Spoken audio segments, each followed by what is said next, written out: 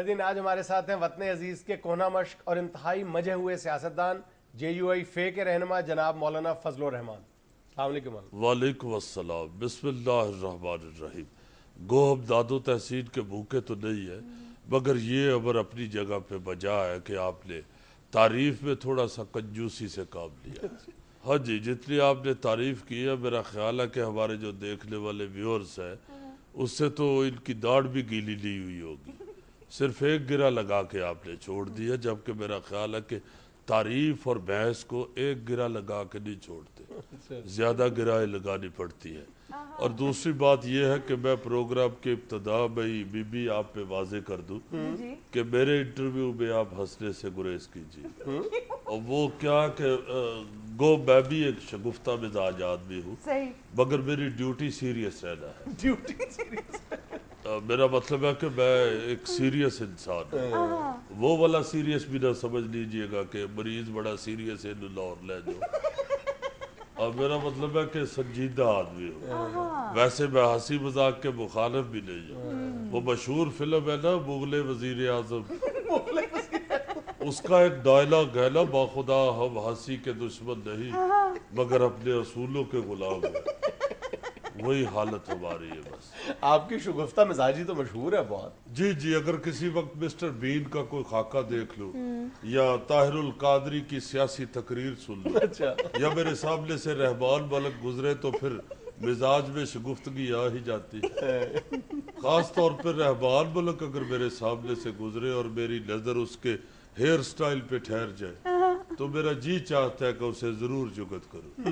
حالانکہ باخدا میں کرکٹ کی ابجد سے بھی واقف نہیں ہوں، مگر رحمان ملک کے ہیئر سٹائل کو دیکھ کے میرا جی چاہتا ہے کہ اسے کہوں کہ ملکہ تیرا ہیئر سٹائل انج جویں کرکٹ دے گیند چوں سیبے نکلے.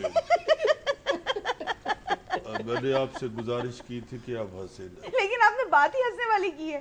یہ ہنسنے والی بات نہیں ہے، یہ تو رونے والی بات ہے کہ ہمارے ملک کا وزیر داخلہ ہے اور اس کا سر ایسے ہے جیسے کرکٹ کے گیند میں سے سیبے نکلے ہوئے. یہ بی بی پھر ہنس رہی. یہ ایسے ہی ہنستی رہتی ہے، چھوڑ دیں آپ اسے. اچھا ناقابل علاج ہے.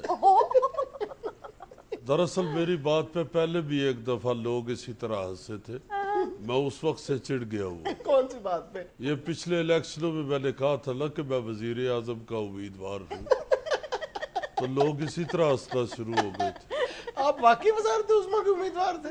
جی آپ تول کے دیکھ لیں، میں پورا وزیر اعظم. اگر کلو 2 کلو کم ہوا تو ڈپٹی وزیر اعظم لگا دیں. کیا مطلب؟ میرا مطلب ہے کہ وزارت عظمیٰ کا جو معیار ہے آپ مجھے تول کے دیکھ لیں، میں اس پہ پورا اتروں. اچھا. یہ تو ہنستی جا رہی ہے. جتنی دیر ہم گفتگو کر رہے ہیں ان کو کسی کام بھی بھیج دیں. کس کام بھیج دوں؟ میں بھیج دیتا ہوں. یہ ٹی وی کے گیٹ کے ساتھ ہی ایک دکان ہے، وہاں سے 2 درجن آلو کی ٹکی اور 6 نان لے. کس لیے؟ یا لٹکانے کے لیے. بس ظاہر ہے کھانے کے لیے، اور کس لیے ہوتا ہے. مولانا آپ انٹرویو مکمل کر لیں، بعد میں کھانے کا بھی اہتمام ہے. بالکل. نہیں میں تو سٹارٹر کے طور پہ منگوا رہا ہوں. اچھا مولانا، میرا سوال یہ تھا کہ آپ پر آپ کے مخالفین کا سب سے بڑا الزام یہ ہے کہ آپ اقتدار کے لیے ہمیشہ اپنے نظریات کو کمپرومائز کر جاتے ہیں. دیکھیں جنید صاحب، پہلی بات تو یہ ہے کہ جو میرے مخالفین ہیں وہ ظاہر ہے مجھ پہ الزام ہی لگائیں گے، میرے کالر پہ پھول تو نہیں لگائیں گے یا میرے دروازے کے آگے سگاڑے تو نہیں لگائیں گے. مخالفین ہے، ان کا کام ہے وہ الزامات لگانا.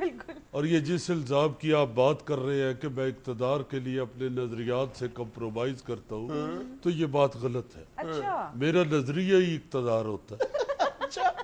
دیکھیں اس میں کوئی ہنسنے والی تو بات نہیں ہے. میں صدقے دل سے یہ سمجھتا ہوں کہ اگر آپ چاہتے ہیں کہ ملک کو صحیح معنوں میں اسلامی اور فلاحی ریاست بنایا جائے تو اس کے لیے اقتدار میں ہونا ضروری. اقتدار میں رہ کے ہی آپ کوشش کر سکتے ہیں. اقتدار سے باہر رہ کے تو بندہ صرف یہی سوچتا رہتا ہے کہ طاہر القادری کے پیچھے کون ہے.